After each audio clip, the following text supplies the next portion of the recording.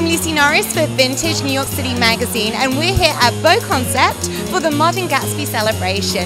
We are going to be celebrating everything to do with fashion, vintage, and supporting the Felix organization. The night is filled with celebrities, including the beautiful host, Zuri McDaniels.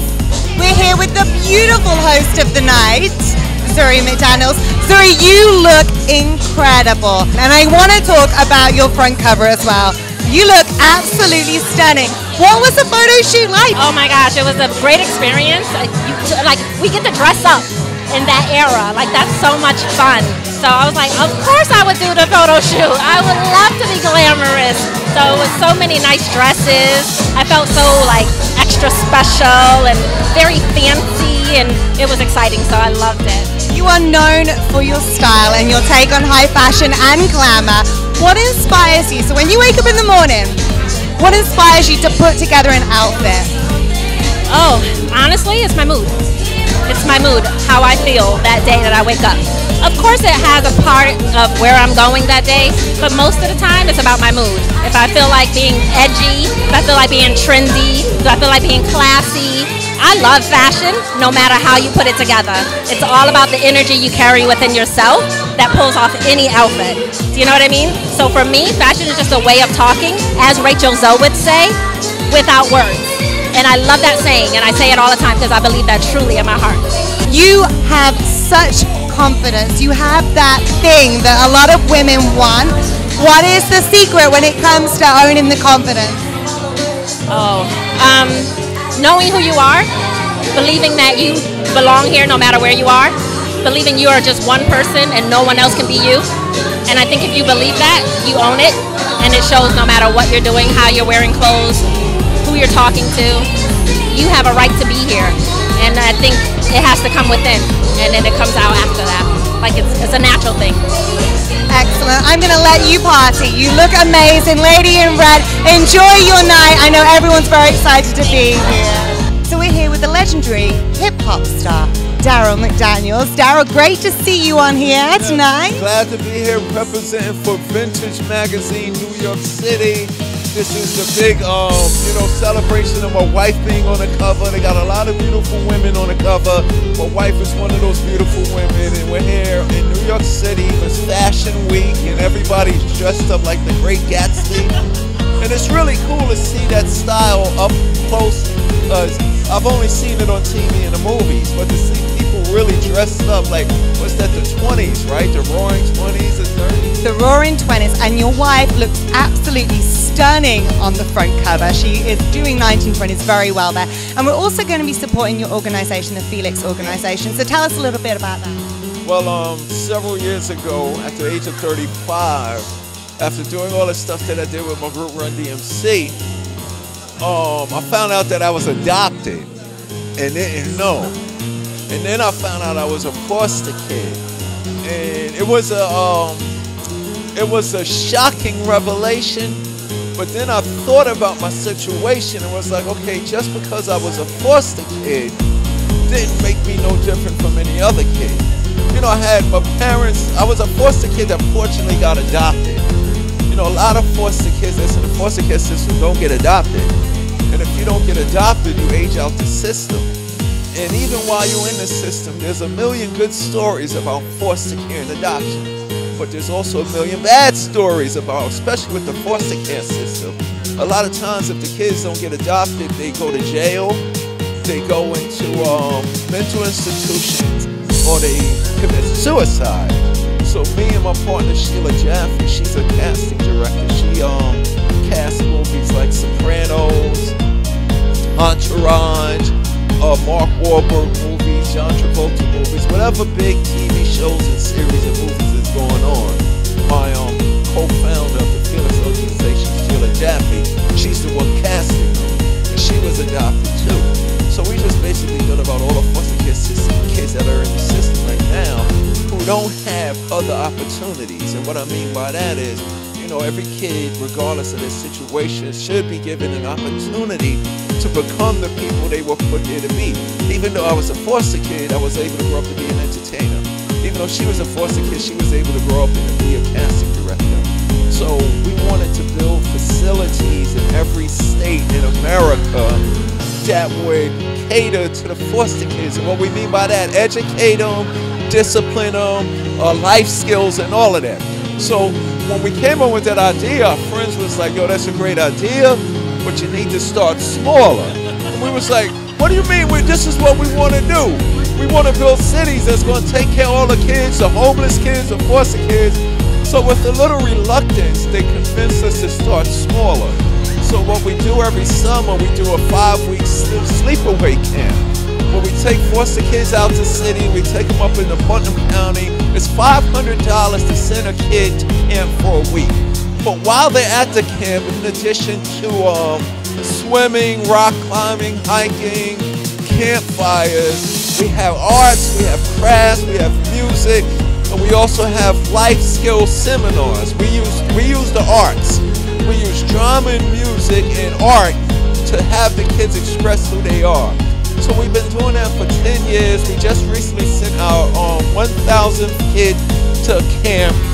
And the good thing about it is the kids that go to our camp, when they get 16 and 17, they're too old to go.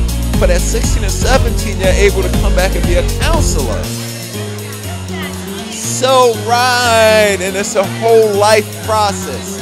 So that's what we do with the Felix. That's what mainly the Felix organization is about, putting these kids up in camp. And what we also like to do is we like to show kids, we like to give the kids the opportunity, but we also like to show them possibilities.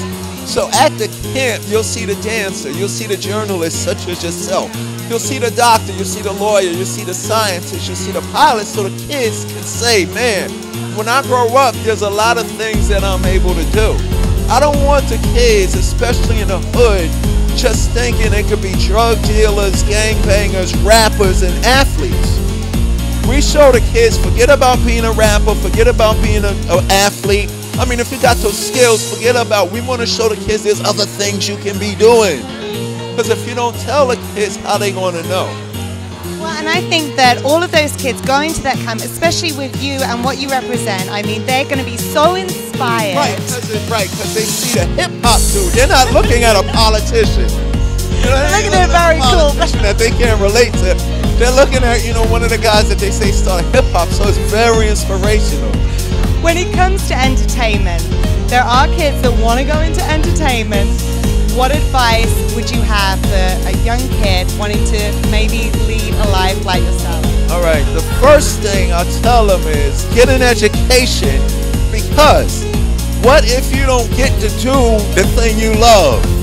You know what I'm saying? So you got to get an education. Second thing is, while you're getting your education, doing the thing that you love, you want to rap, you want to sing, you want to dance, educate yourself about the particular career you want to be in.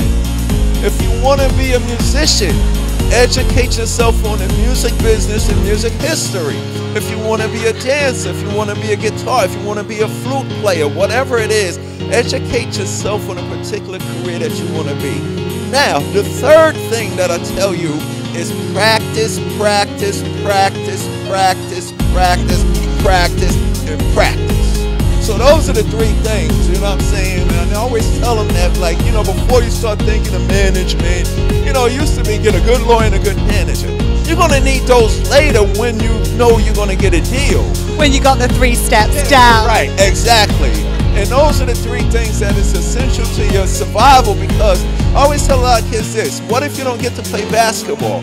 But if you educate yourself, you can always find a job in the particular career. Like, you don't have to be the singer to be successful, rich, and famous in the music business. You don't have to be LeBron. You could be an agent. You could be, I tell the kids this: forget about being LeBron. Wouldn't you like to be the guy that pays LeBron his check? What do you mean? The guy that owns the team he plays for? But kids don't see that far. They only see LeBron and his money. But you're helping them see beyond that. Now, I know the night's getting very busy. There's lots of people coming in. Before you go, what has been the biggest lesson that you've learned? The biggest lesson I've learned in life is no matter what, no matter how much money they offer you, if the devil comes and wants you to sell your soul to him, The biggest lesson I learned is to be true to who you are. That is true success. Everything else will not last. So we're here with Myra right now. So Myra, tell us a little bit about your involvement with the Felix organization. I've been involved with the Felix organization pretty much since its inception. I was friends with Sheila Jaffe for a really long time, and we kind of I didn't see her for a while, and I would run into her. And then I worked in the not-for-profit world, so when she started it, she and Daryl took me to lunch to see if I would help them. And they were so excited, it was contagious, I couldn't say no. And, you know, I don't know if you know the story, but Sheila was adopted and Daryl was adopted. And so when some Hollywood agent knew they were both searching for the biological parents, so he put them together. And they formed this explosive instant bond. It's hard to describe, but Sheila and Daryl have it with other people when they find out they're adopted. Now, I'm not adopted, and I'm a mama's girl, but I'm actually jealous they have such a strong bond. So with that bond, they decided they wanted to do something. They wanted to take this force and make a difference in the lives of children who weren't as fortunate as they were, who didn't get adopted, who did not get taken home to loving parents like they did. It's incredible how much the organization has developed and evolved. And what I love about the organization is even when the child has grown up 17, 18 and they've gone through the organization, they can then continue on as a counselor, is that right? And how do you continue to support them? Well, we started a few years ago a program called Beyond Camp. So at first it was that Daryl and Sheila wanted to start a city. He said, calm down, let's start with a camp. So now we have two camps, one in LA and one in upstate New York. And so we saw that all of a sudden these kids, when they were like 12, they aged out. And they were for some of them, that's the only consistent support they have in their lives. So we found a way for them to come back by having a counselor in training program.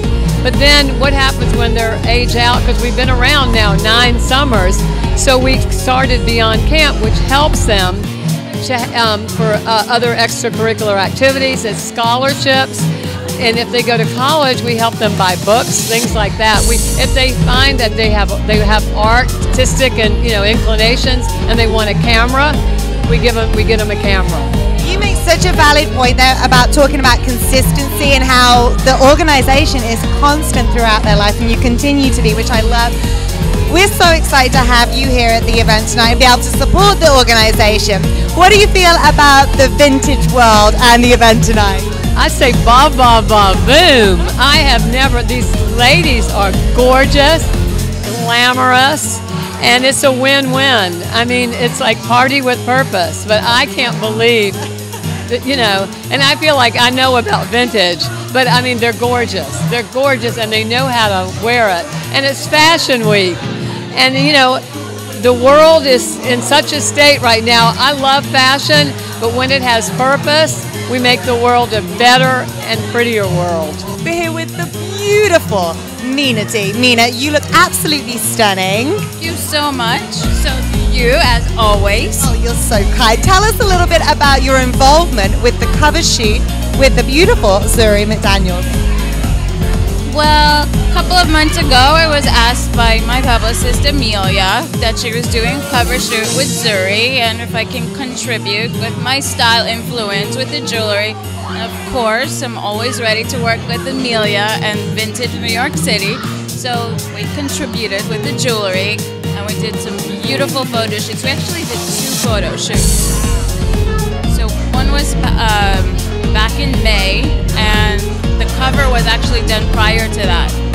So how do you go about selecting those pieces? Because obviously it has to be vintage inspired. Your pieces are absolutely stunning. I would have such a hard job just picking a few. So how do you go about choosing it all? Well, the first thing is, I speak with Amelia and I find out what she's styling her in and what clothes and what colors, and go from there and then try to put a little modern twist, because that's what Vintage New York City is about. It's old Hollywood glamour with today's modern twist, and the jewelry has vintage look, but it's still modern. And we want to do a little color and bring it all together. What inspires you when you're designing jewelry? number of places. Of course, there's the fashion. You know, every couple of months, twice a year, we have Fashion Week in New York. So, of course, that's one of the inspirations. Another inspiration is just, you know, going to my vendors and seeing all the beautiful stones and beautiful colors and bringing them home and laying them out and bringing them to the office and just thinking of ways to put the colors together, which is classic yet a little different with a little hip. And of course there's travel. You know, a lot of my earth collections come on my love of travel, and my ocean dreams, as I always talk about, is I love the beaches, I love the water, and I love the blues. I'm so in love with your jewelry. I even forgot to talk in the mic then. Everything you wear, I love. I love all the stones. It's so beautiful. And it always has, like you said, that vintage feel with the modern twist. What is your favorite vintage trend? My favorite vintage trend would probably be like the pearls and the diamonds mixed together to give you that really old Hollywood glamour and that really dress-up feel. You can take something as a simple black dress, as we all do in New York, and just put the, you know, the whole glam of the pearls and a little diamond accent and little diamond in the hair, and it just gives you that glamour, that Hollywood, that vintage look. Before I let you go, I have to ask you, your dress. Who are you wearing right now? It's to die for. Aiden Maddox. So we're here with the owner of Bow Concept, Shoko. So Shoko, it's a fantastic night. Everyone's having such a fun time. Tell us a little bit about Bow Concept and the sort of designs that you have here. Sure. Bow Concept is furniture from designed in Denmark, but it's made from all over the world. And what we're known for are for reasonable prices, customizable design, which means like if you see a table that you like, we can customize the size, the color, the legs, the design, and same goes for the wall units and the sofas. So really, it's a one-stop shopping to build the home of your dreams. It's such a fun event to have it here because it feels like it's a house party. Everyone's so comfortable. What made you want to help out Vintage New York City magazine? We do a lot of events for Fashion Week, for holiday. We do a lot of events year round. And so the way this happened was because we are friends with Zuri. I've been friends with Zuri for, oh my gosh, for over 12 years. Yeah, she's one of my best friends. So she told me about her magazine cover, and we were talking, and we said, hey, why don't we do a party at my store? She's such a beautiful person. She has such a great energy. What do you like most about vintage? Because everyone's coming their Gatsby gear tonight. What do you like about the vintage era? I love vintage because it inspires so much of what goes on today in terms of design. People always talk about retro, and they talk about inspiration from the past, and it really comes down to the basic design that stands the test of time. Yeah. I love the designs here. I'm in love with this couch. It has these buttons that the couch moves. It's all very exciting here. We're having a ton of fun, so thank you again for letting us party here for the Modern Gatsby celebration. Thank you so much. So I'm sat here with this beautiful couple who are definitely doing the Gatsby in style. You look fabulous. Tell us your name and a little bit about your studio as well. So first of all, your name, beautiful lady. Regina Smith. And I'm Alan Smith. And tell us a little bit about your studio. Well, I am the creative stylist for our studio Lash Spa, which is located in Westfield, New Jersey. And we dedicate our total service to a luxuriant environment based on lash extensions. So we enhance each woman's beauty and we create a more beautiful you. I love that. And how did this all begin? Well, it's actually quite interesting because my wife was working for a number of different companies prior to our studio, and she decided that it was time to branch off and kind of do her own things after she had gained the knowledge that she had all through the years, and thus became the brainchild of our studio. And it was actually derived of yes, a need, but just a quest for making women more beautiful. Lashes has been around for a long time, and we're just here to enhance it and exploit the lashes a little bit more. We're here with Rolando, who is the hairstylist. You actually did Amelia's hair, which looks fabulous. Gorgeous. She's stunning, and it has that nice vintage feel to it. So tell us a little bit about what is trending right now when it comes to hair. Right now, I would say finger waves are trending, and a lot of pin curls, brushed out and smoothed out. What is the secret to a good curl? Gel. Lots of it. Lots of it. Grouping gel. What are some of your favorite styles that you like to do? Styles, I like to do bobs. I like to do asymmetrical bobs. That's my specialty. And what do you like about vintage? I like the modern twist on it. Like, I like the old with the new. That's attractive to me. Thanks guys for joining us tonight. It has been a wonderful evening full of fashion, charity and lots of fun. Hosted by Zuri McDaniels here at Beau Concept was the Modern Gatsby celebration. I'm Lucy Norris for Vintage New York City Magazine.